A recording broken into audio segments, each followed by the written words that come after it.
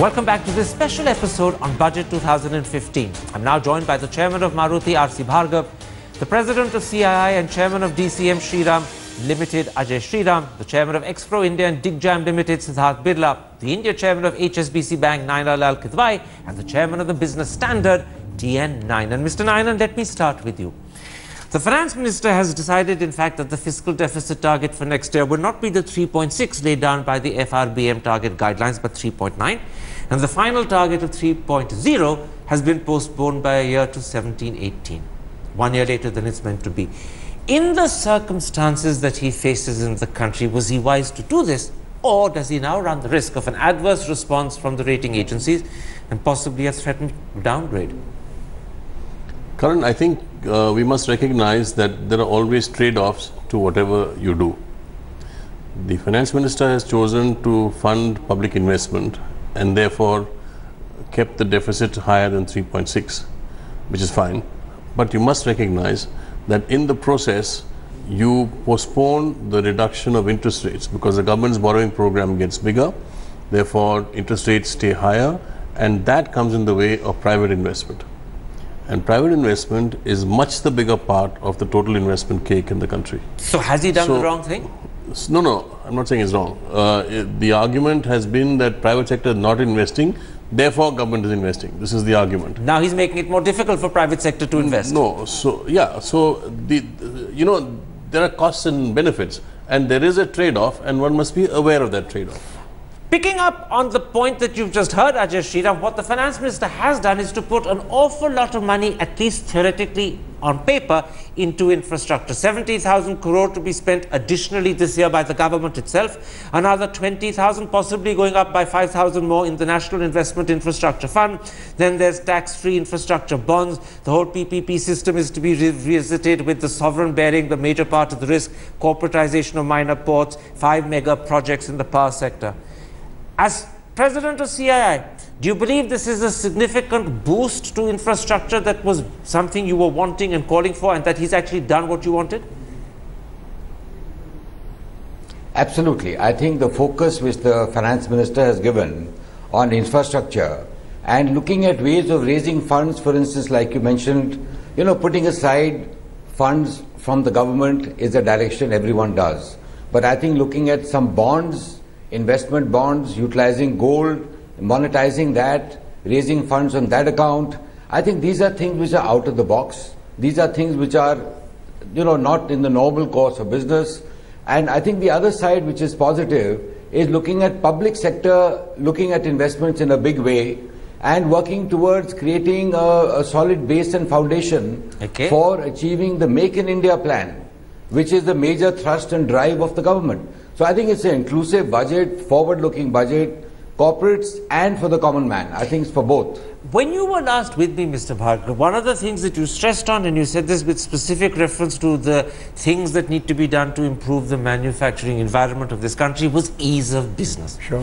Now, what the Finance Minister has done is to appoint an expert committee to prepare a draft legislation to replace multiple permissions with a regulatory mechanism. Sure. And there are one or two small things about making it easier to handle excise and service taxes. The problem is, this committee will take several months to report. That draft legislation could take several months more to pass. The end result may not be reached for another 9 months or even a year. And yet this is something he could have thought of and done 9 months earlier. He didn't have to go through the last 9 months to do this. So is this a case of something that's being done 9 months too late and is going to take 9 months more to happen?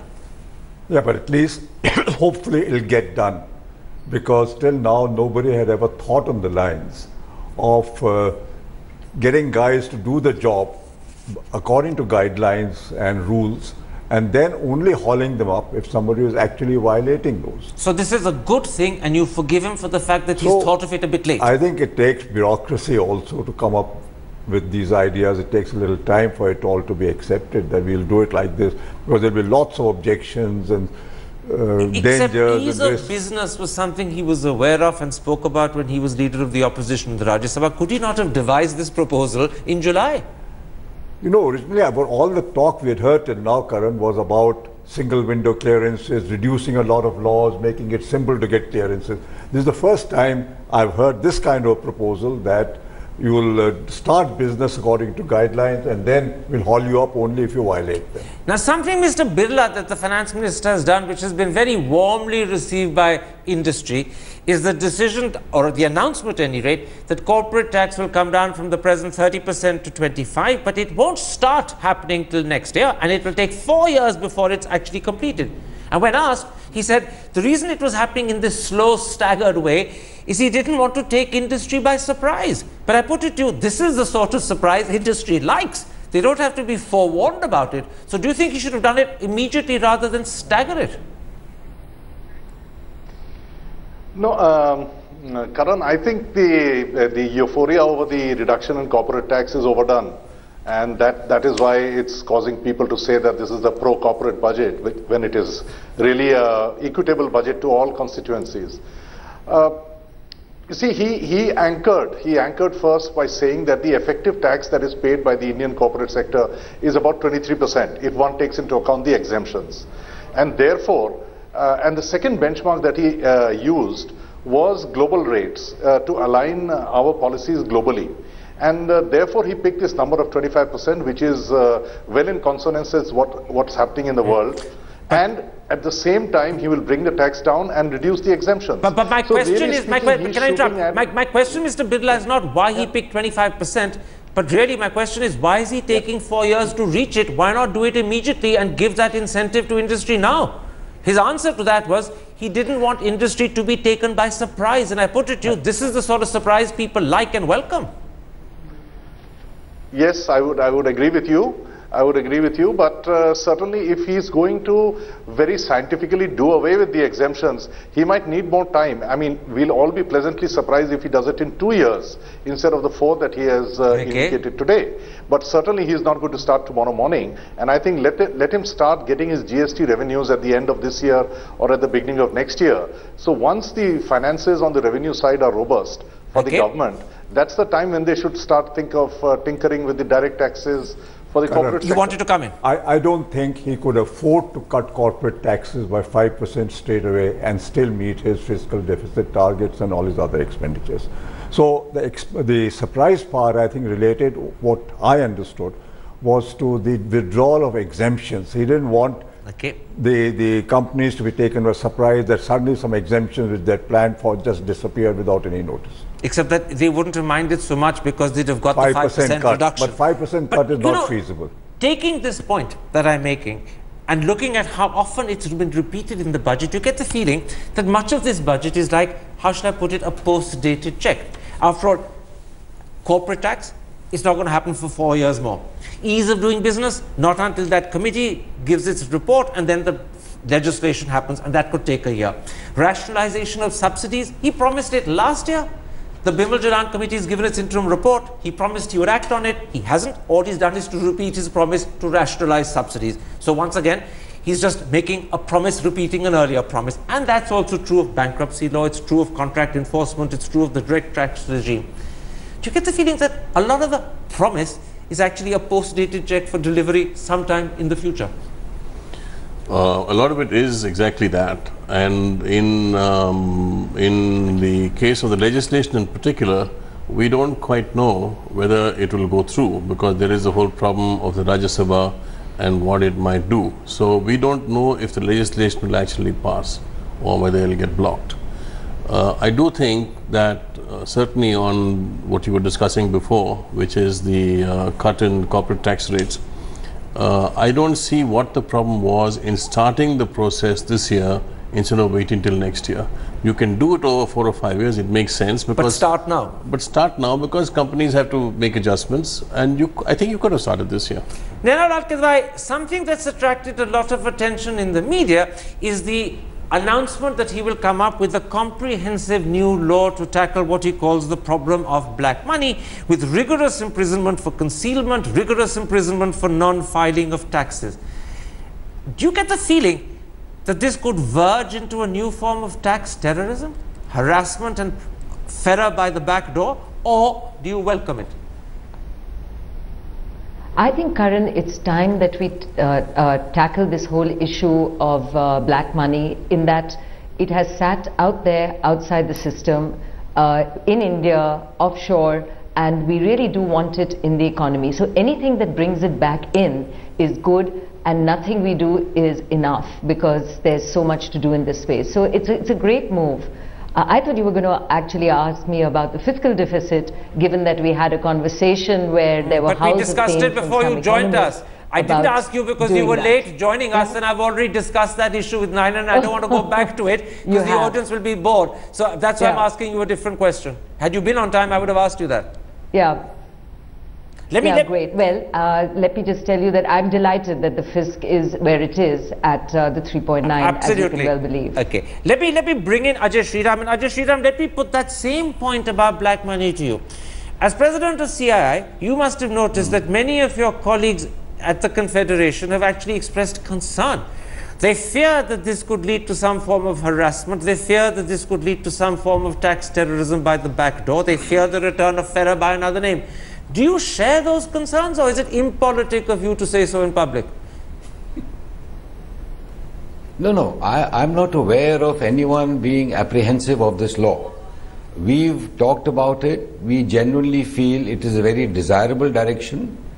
It is something which anyone who has illegal money outside must come back to the country. There's no two ways on that. My understanding, when I heard the FM a little earlier, is that they're waiting for the new law to be formed and formulated. Once that is done, then they will take action on the penal direction of 300% tax plus jail term, etc., which is a good direction to take to clean up the system. I understand they want to have some sort of a window before that and give an opportunity for people to come clean. You and mean a after VDIS, that they want to take penal action. A voluntary disclosure I think scheme. it's a direction, I don't know what form it's going to take, but I think moving in the direction of getting black money from outside India into India is a very desirable direction.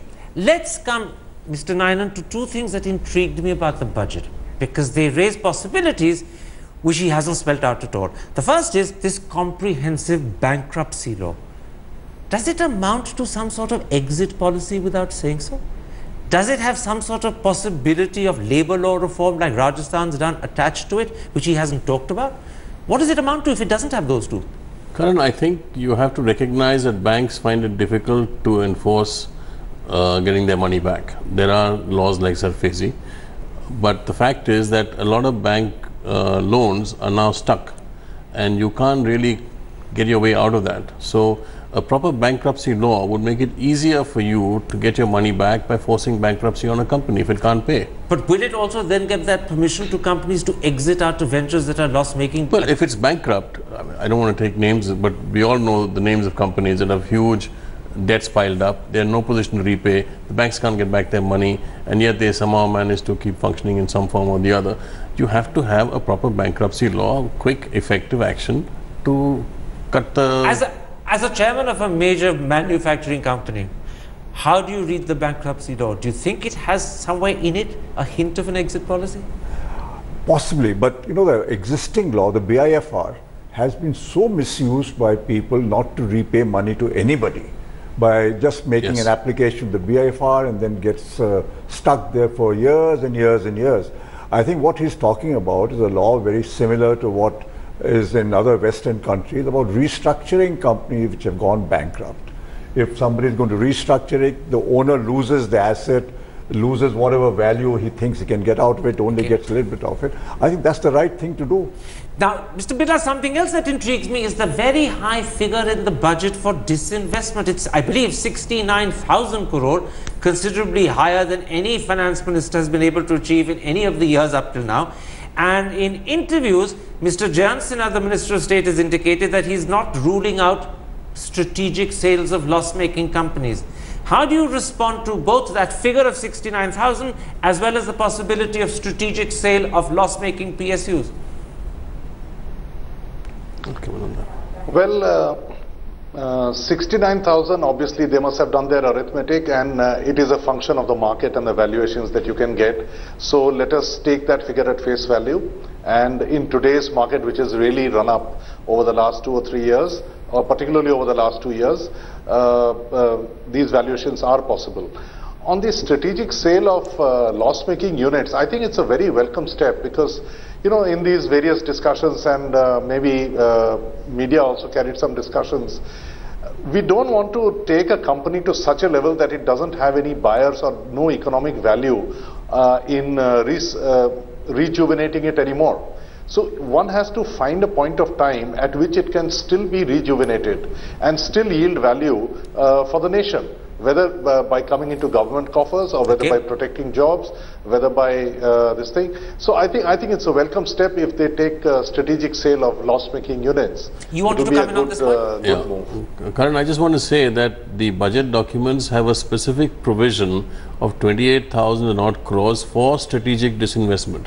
It's separate from the rest of the disinvestment program. So this is on top of the 69,000? No, on top of 41,000 or so. There is a 28,000 which is specifically said will be strategic disinvestment. So there is an absolute figure mentioned for strategic disinvestment. And I don't believe it means strategic disinvestment of loss-making units. Yeah, not as far as I know, although that's what Jayant Sinha in the interview to Doordarshan said. What the finance minister said was loss-making PSUs will be sold as well as strategic sale of some PSUs. This is therefore a pretty new novel step because these could include profitable What he means by that is not very clear, but it's a very different kettle of fish from what they've been saying till now. There is something that was in the budget which hasn't been remarked upon so far in the discussions that I've heard is two things to do with financial management. A public debt management agency is to be created and the RBI Act is to be amended to create a monetary policy committee. As a lead banker, do you welcome those two measures? I think anything which creates a system by which there's congruence of action between government and the Reserve Bank of India is good. In fact, this public debt office is something which has been discussed before, and particularly in the context of where you get a fisc which goes up, it's very important to see that government borrowing in fact stays flat, which is the expectation, and that the efficiency of this borrowing needs to absolutely be improved. Otherwise, what we had was a system by which Reserve Bank of India was very much the caretaker of this process, and I think in some cases would have been conflicted therein. So this reordering of the system is good and I think a step in the right direction. You were a bit worried earlier on that the increased fisc of 3.9 as opposed to 3.6 could crowd out private investment. Do you think the creation of a public debt management agency will lower the chances of that happening? No. I'm not worried necessarily by 3.9%. I merely said that whether you lower the deficit or lower it less has a trade-off. That my only point was that don't look at it in isolation. Absolutely, but do you think this will minimize the crowding out? But the public debt office has been on the cards for some time. It's part of a much broader range of financial sector reforms that the finance minister has announced. There are about 6 or 8 things he's announced. It's all in his budget speech. So he's moving sort of across a broad platform on financial sector regulatory reform and governance. Ajay Shriram, something that many people feel he didn't spend a lot of time on is agriculture. I noticed that he's put down in his budget an 8.5 lakh crore credit for farmers, and there's also some 5,300 crore for micro irrigation. But given that pretty close to 65–66% of India's population derive their livelihood one way or another from agriculture, do you think agriculture has been slightly neglected, or is that an unfair comment? And I know I'm asking the President of CII. Because he has looked at agriculture. No, I appreciate. But I'll put it this way. I think if you look at it, he's talked about a national unified market for selling products. I think that is something really required, because today when farmers have to sell their produce through mandis, they lose between 10 to 15% of realization because of the various taxes at the mandis, etc. So I think that is one. Secondly, he has put aside allocated amount of money for irrigation, which is again very much required. He has put aside 25,000 crores for rural infrastructure development, which is a very major sum, which actually will help agriculture build the network of roads, etc. So I think agriculture has not really been neglected. Agriculture is a state subject basically. So I think there is a lot of coordination needed between the center and the states. But I think this allocation of funds and focus towards increasing agricultural remuneration to the farmers and easing their business. And the second I'd like to say is that he's talked about this issue of JAM, of using the Jan Dhan Yojana, using the Aadhaar and using the mobile technology. I think that also will help in terms of making the facilities for rural India much more productive, much better, price discovery. I think all these things will happen, which will actually help the farmer. JAM leads me back, and I'm happy he brought it up. Sorry, what did you say? Go ahead, Naina, go ahead. I just wanted to come in on this one and really support what Ajay said, in that we cannot ignore the focus on through Swachh Bharat on what is largely an agenda for rural India, but really looking at prevention and health. What we do is we save maybe 60% of the budget of people who live below the poverty line, which otherwise goes into medical care. So bringing in the whole area of health and prevention is a very critical aspect of ensuring the betterment of the people. So we should not ignore these large big vision areas as well, which benefit everyone in the country, but particularly those that live below the poverty line. I want to come back to subsidies, because in a sense that point that was made by Ajay about JM is an area where in fact he hopes to be able to target subsidies better alongside rationalizing them. But are you disappointed that this was something he committed himself to do 9 months ago? He's got the first interim report in, he hasn't acted on it, he might even very soon be getting the final Bimal Jalan report, and there's no real commitment to reduce subsidies except for what the oil price decline has automatically done for him. That's not completely true. The fact is that they've deregulated diesel, and that was a 40,000 crore subsidy. It's gone. But 6 months ago nearly. No, but they moved on cooking gas to the direct benefit transfer cash payment scheme, which has saved them a lot of money because there was a huge diversion of cooking gas. So that is correctional subsidy bill. You have to now see what they will do, and he's announced in his budget that the cooking gas thing will now be expanded into other things. Today, you still don't have 100% coverage of Aadhaar. So you need to get that done. And then you can move. I would think that within the next 1 year, they will be in a position, because now they've got universal banking coverage, they need universal Aadhaar, you've got more or less universal mobile, then they'll be in a position to take the next step. So you're not really unhappy or disappointed that no, I think their agenda is very clear, they've spelled it out, they've said so, and they will do it. How much of this budget depends upon the problem that so many other budgets in the past have floundered over, delivery? The promise is there on paper. How worried are you that delivery may not happen? See, the delivery mechanism, Karan, as I've said earlier also, in India, over the years has become very weak. And few government programs that I know of have ever met with the kind of ground reality as was promised in the policy or the project. The mechanism for delivery is still the same. And therefore, I think the biggest challenge which this government has in lots of these programs, how to execute them so that the actual benefits go down to the intended beneficiaries at the ground level with the same machinery we have. The only evidence that it could happen is the Jan Dhan Yojana, where they actually succeeded in implementing what they said they would. Very quickly, when I ask this question, Mr. Birla, give me a quick answer, because then I'll end the show. Do you share that concern about delivery, or do you think that delivery is something this government will be extremely conscious of and perhaps better able to perform on? I think they are very conscious of it. Ultimately, they will have to deliver through the system that exists. They will require a lot of building bridges with all the states to make sure that everything is delivered down on the ground.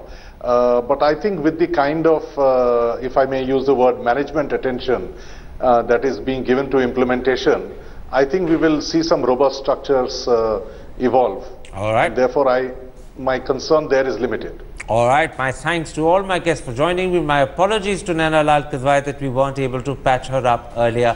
I believe we had a little bit of an audio and visual problem. And if you have been, thanks for watching. Goodbye.